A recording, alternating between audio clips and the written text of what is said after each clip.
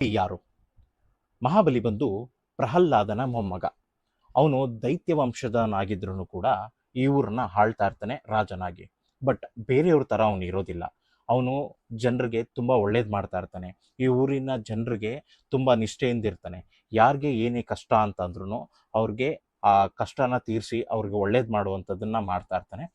ಮಹಾಬಲಿಯು ತುಂಬ ಶಕ್ತಿವಂತ ಹಾಗೂ ಯುಕ್ತಿವಂತ ಆಗಿರ್ತಾನೆ. ಆದ್ದರಿಂದ ದೇವರು ಭಯಪಡ್ತಾರೆ, ಕೆಲವು ದೇವರುಗಳು ಭಯಪಡ್ತಾರೆ. ಭಯಪಟ್ಟು ನಾರಾಯಣನ ಮೊರೆ ಹೋಗ್ತಾರೆ.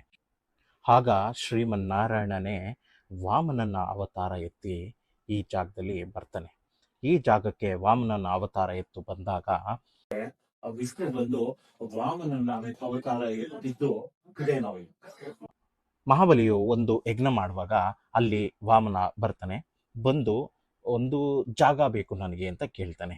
ಯಾವ ರೀತಿ ಅಂತಂದರೆ 3 ಹೆಜ್ಜೆ ಜಾಗ ಬೇಕು ನನಗೆ ಅಂತ. ಯಾರೇ ಜನರು ಕೇಳಿದ್ರು ಮಹಾಬಲಿ ಇಲ್ಲ ಅಂತಿರಲಿಲ್ಲ.